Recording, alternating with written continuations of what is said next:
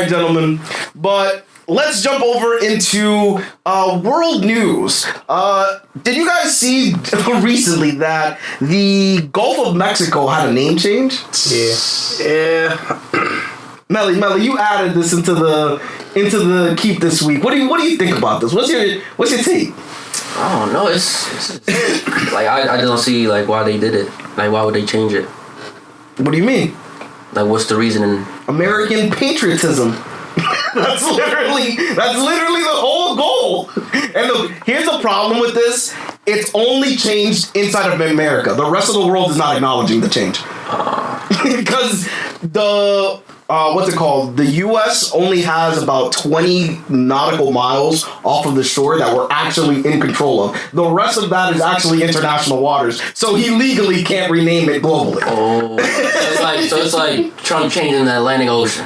Like, yeah, it's the Trump Ocean. Exactly, that's literally what he's trying to do. But for the rest of the world, it's the Atlantic. Yeah, so if you open up Google Maps, inside of the U.S., the change went into effect last week. I believe the change went into effect the day of the Super Bowl, but it didn't go into effect on Google Maps, Apple Maps, inside of the country until sometime this week. I think it was like Wednesday. But if you open up the app in any other country, if you go to Canada or Mexico or anywhere else, it's still the Gulf of Mexico.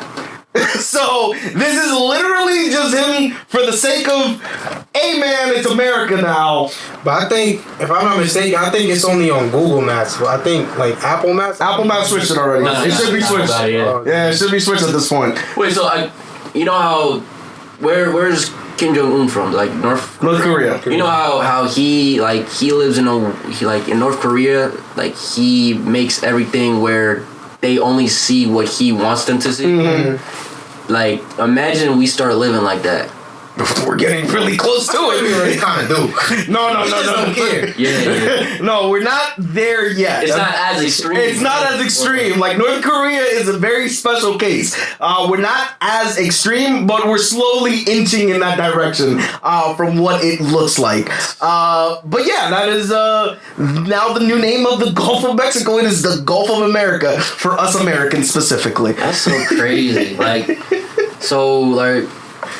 the new generation, they're gonna grow up to that's the Gulf of America.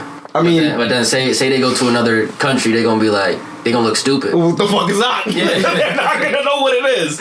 Now, a lot of the so I saw an argument that they tried to put on Reddit the other day was that people were saying, well, President Obama switched the name of Mount not Everest, one of the mountains in the U.S. to Mount Denali because that was the original name that the mountain had prior to it being whatever. I think it was McKinley.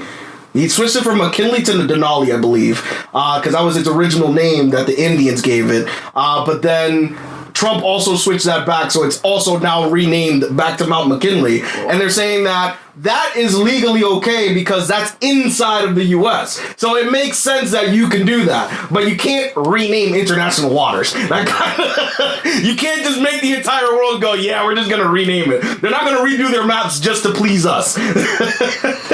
So, yeah, interesting change of geography. Although, didn't he say he wanted to have, like, Canada and Mexico to be like America, too? So he wants to. This is again. He's literally just saying bullshit at this point. He wants to turn Canada into the 51st state. He wants to buy Greenland. The Dutch are literally in front of the European Union told him to go fuck himself. A world leader jumped in front of the European Union and told him to go fuck himself. That's fucking wild. He wants to invade Panama because apparently he says the Chinese own the Panama Canal, which. That's technically not accurately representing what's happening. So there's like a Chinese company that's on either side of the ports where you enter and exit the canal, but they don't own the canal. It's still run by Panama. But he's threatening to use the military to try to invade Panama and take it back from the Chinese. So That's an entire fun history just on that alone. And then he just doesn't fuck with Mexico because Mexico doesn't fuck with him. So yeah. More things in the history books. Dude, we got a lot of histories being made this this next 4 years. Crazy because we used to read about that shit. I used to be like, damn, nigga, that shit don't happen no more. But now that I'm living longer, I'm like, damn. Nigga, I might go to World War III. Like, that ass. So did you guys see I was watching what's it called, JD Vance apparently went to the G summit or something like that to meet with the Ukrainian leader Vladimir Zelensky and have like a sit down to try to negotiate like peace terms to try to see how they can work out how they're gonna get Russia and Ukraine to like work out a peace treaty. So right off the bat he said Ukraine needs to give up all of the land and not join NATO and pretty much give Putin exactly what he wants to end the war at this point. In that first meeting, I don't think that they even invited Zelensky to actually like sit down and talk it out with Putin. They pretty much negotiated without him. But then they had a sit down, and there's a picture of the meeting, and the Zelensky and JD Vance and a couple of the U.S. representatives are sitting at the table. And in the picture, it's like the most fucking crazy thing.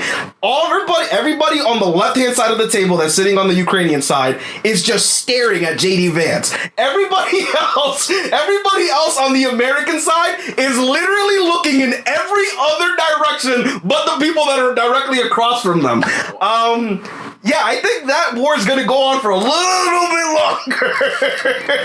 Just a little bit longer. bro, it's already been 2 years, bro. It's been a minute. It's been a minute. It's been 2 years, bro. Nah, deadass.